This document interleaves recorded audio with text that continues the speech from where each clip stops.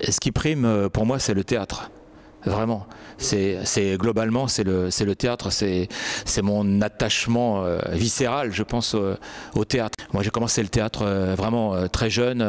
J'avais 14 ans quand je suis entré ici au conservatoire à Orléans, et donc le rapport au théâtre, il a été immédiat, pratiquement dès l'adolescence pour moi. Et donc j'aime le jeu, hein, ça c'est sûr, moi j'ai commencé par ça, mais après d'un point de vue plus global, ce qui me plaît c'est le rapport à la scène, donc aussi c'est de travailler avec une équipe, de mettre en scène, de travailler avec un scénographe, de travailler avec un compositeur, avec quelqu'un qui va faire les costumes. J'aime bien aussi tout l'artisanat du théâtre. C'est vrai que j'ai un rapport au texte là aussi qui est très sensible, très personnel. C'est vrai que j'aime la poésie par exemple, j'ai l'impression que la poésie m'a été transmise là aussi dès mon plus jeune âge, et donc j'ai un rapport aux mots, j'aime les mots, ça c'est certain. Après j'aime les mots des poètes, mais j'aime aussi les mots des témoins, des grands témoins de l'histoire. Je m'intéresse beaucoup à l'histoire, notamment à l'histoire contemporaine, j'ai fait des études d'histoire aussi, et donc j'aime faire ressortir du néant des voix d'hier, des voix disparues, et que résonnent en nous leur passé, ce qu'ils ont vécu, ce qu'ils ont donné aussi pour nous. Bah, je trouve que l'imprévu c'est la vie. En fait, c'est un mot qui a plein de sens. Pour moi, il est très positif, même si quelquefois les imprévus ne sont pas toujours du côté de la lumière. Mais en tout cas, pour moi, c'est vraiment un mot qui est très positif. Ça exprime une curiosité par rapport à la vie, je ne sais pas comment on pourrait appeler ça, mais c'est nous dire que la vie, elle est tellement pleine de surprises, et que nous, quand on fait du théâtre, on doit accueillir ces surprises.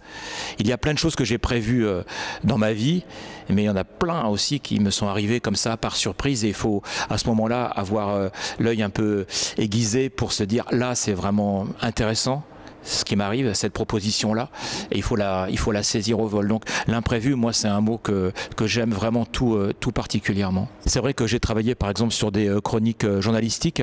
Je pense à un spectacle qui remonte à pas mal d'années maintenant, c'était Les Forçats de la route, texte d'Albert Londres. Donc c'était vraiment les écrits du journaliste Albert Londres sur le Tour de France 1924. Donc ça n'avait rien de théâtral au départ, et c'est devenu un spectacle très théâtral au bout du compte. Ça c'est sûr. Après j'ai fait des adaptations de romans aussi, et puis d'autres choses aussi à partir des témoignages.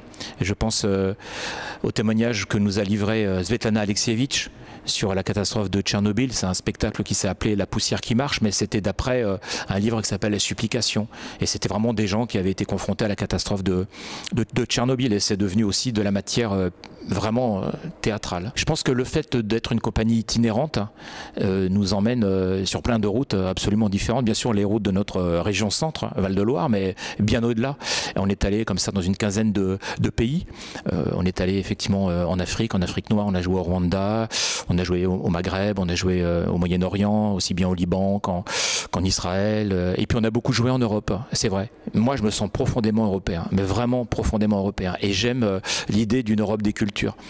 Et à partir de ce moment-là, l'idée, c'est de travailler avec des artistes européens. Et c'est vrai que j'ai la chance d'avoir pu réaliser cette démarche-là, ce rêve-là aussi, qui est un peu aussi une utopie, de se dire que l'Europe des cultures nous permet de mieux nous connaître, de mieux connaître qui on est profondément, de mieux connaître aussi l'histoire des uns et des autres. Et ce rêve d'une Europe des cultures, pour moi, ça se traduit par exemple par le spectacle que nous sommes en train de répéter en ce moment, qu'on va créer à la scène nationale vendredi, qui s'appelle Le Peu du Monde, puisque sont sur scène donc une artiste grecque, compositrice grecque, Sophia Alexandrou, sur scène. Donc moi j'y suis, donc acteur français d'Orléans, et puis donc on a un vidéaste plasticien tchèque, Wojtek Janiška. Donc c'est formidable comme ça d'avoir et sur des textes grecs. Voilà, voilà, qui s'appelle Kiki Dimoula. Kiki Dimoula, c'est une des grandes figures de la littérature et de la poésie grecque. Et au-delà des propres frontières de son pays, c'est une grande écrivaine européenne. Elle a d'ailleurs reçu le prix de la littérature européen en 2009-2010, si mes souvenirs sont bons. Donc elle représente quelque chose de fort dans la littérature européenne. Et d'ailleurs, elle est traduite en français, elle est éditée chez Gallimard. C'est quand même un signe aussi de reconnaissance pour elle, pour son travail. Et aujourd'hui, elle est décédée. Elle est décédée depuis peu de temps. Elle est décédée en 2020. Et pour nous aussi, c'est une façon de lui rendre hommage. C'est ça, ce que j'aime aussi dans le théâtre, c'est ce que j'expliquais tout à l'heure, c'est faire renaître des voix disparues. Avec Sophia Alexandrou, on travaille ensemble depuis pas mal d'années maintenant, depuis 5 ans. On s'est rencontrés à l'Institut français d'Athènes. Et là, on a vraiment eu une belle rencontre humaine et artistique. Et on a enregistré aussi beaucoup de poèmes, mais qui étaient des poèmes vraiment des grands poètes français. Et donc on a fait des enregistrements, piano-voix, et on s'est rendu compte en fait que notre travail, ça nous plaisait déjà de travailler ensemble, qu'on y trouvait une richesse mutuelle. Et puis ensuite, comme on avait tous ces enregistrements, on avait une matière formidable. Et notamment pendant la crise Covid, on a diffusé cette matière-là et on s'est aperçu que notre travail, ça plaisait, que les gens étaient sensibles à cette union voix-piano.